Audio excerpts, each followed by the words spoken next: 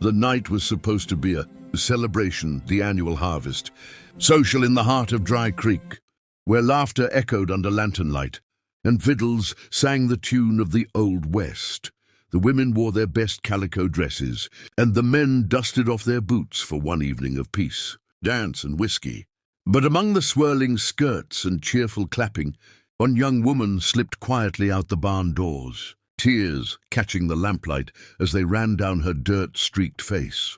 Her name was Clara May, a ranch hand's daughter whose father had passed the winter before, leaving her to fend for herself in a world that had little mercy for the lonely. She'd been promised a dance that night, promised a little kindness, but instead, cruel laughter and whispered gossip had followed her like a shadow. They mocked her old dress, her calloused hands, her rough voice hardened by ranch work. So she ran, heartbroken and humiliated, to the edge of the social yard where the stars burned silently above. That's when he saw her. Caleb Hart was a quiet man, the kind who spoke with his eyes more than his words, a cowboy whose life was written in sweat, dust, and silence. He'd come to town that night only because the foreman insisted, but as he leaned against a post, watching the crowd, something in the air shifted. He noticed her, the small figure in blue slipping into the night, and something in him stirred. He followed without thinking, boots crunching lightly on the gravel until he found her by the corral, crying into her hands. For a moment he just watched her, his chest tightening. She looked so fragile in the soft lantern glow, like a bird with a broken wing trying to hide from the world. Then he stepped closer, his voice low and gentle. "Miss, you all right?" She startled, brushing at her tears and trying to steady herself. "I'm fine," she lied, her voice trembling. "Just needed some air." Caleb's eyes softened. "Air don't usually make a person cry," he said quietly. He took off his hat, holding it respectfully, and leaned on the fence beside her. "You don't have to tell me, but sometimes it helps." For a long moment, Clara said nothing. Then the words poured out, how they laughed at her, how she missed her father, how she felt invisible in a world that only saw what it wanted to. Her words cracked and faltered, but Caleb listened without a word, his heart breaking with each syllable.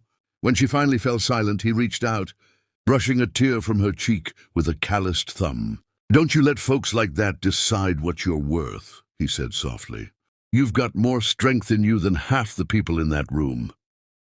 Clara looked up at him, eyes wide with surprise. No one had ever spoken to her like that, not with pity but with quiet respect. Caleb's voice was rough like gravel, but there was truth in it.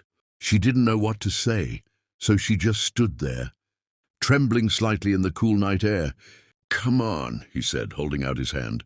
"You shouldn't be out here alone." She hesitated, but something in his steady gaze gave her courage. She placed her small hand in his, and he led her back toward the social. But when they reached the edge of the crowd, she froze. "I can't go back in there," she whispered. Caleb stopped, looked around at the people dancing, and then back at her. He made a decision in that instant, the kind a man makes once in a lifetime. He turned to the fiddler and said, "Play one slow." The music shifted, the chatter quieted, and Caleb stepped into the open space of the dance floor, still holding Clara's hand. "You'll dance with me," he said gently, "and you'll keep your head high."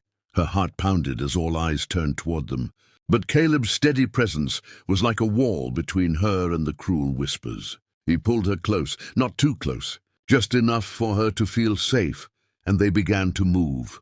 The world blurred around them. The laughter that once cut her now faded into nothing. She could hear only the fiddle's slow tune and the steady rhythm of his heartbeat. Against hers, for the first time in months, she wasn't invisible. She was seen, truly seen, by someone who saw her worth. When the song ended, Caleb didn't let go. He looked into her eyes, his voice deep and sure. "You belong. Clara May. Don't you ever think otherwise."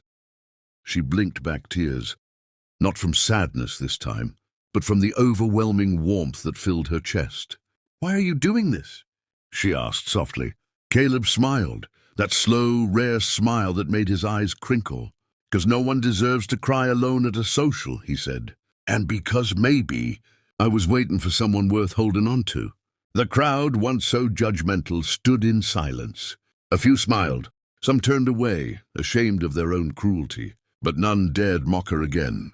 That night, the girl who came alone left in the arms of the cowboy who saw past her scars. As the lanterns dimmed and the stars stretched over Dry Creek, Caleb walked her home.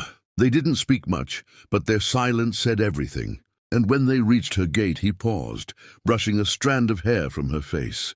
"You ever need a place that feels like home," he said softly, "you come find me." Clara smiled through tears, her heart lighter than it had been in years.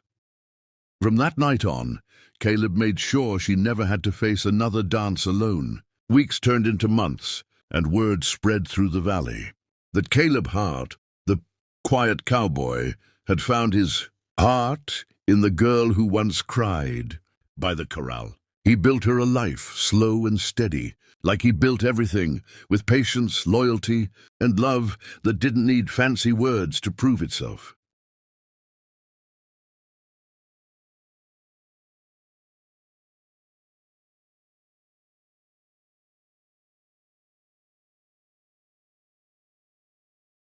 And courage still rides strong, even under the old frontier sky.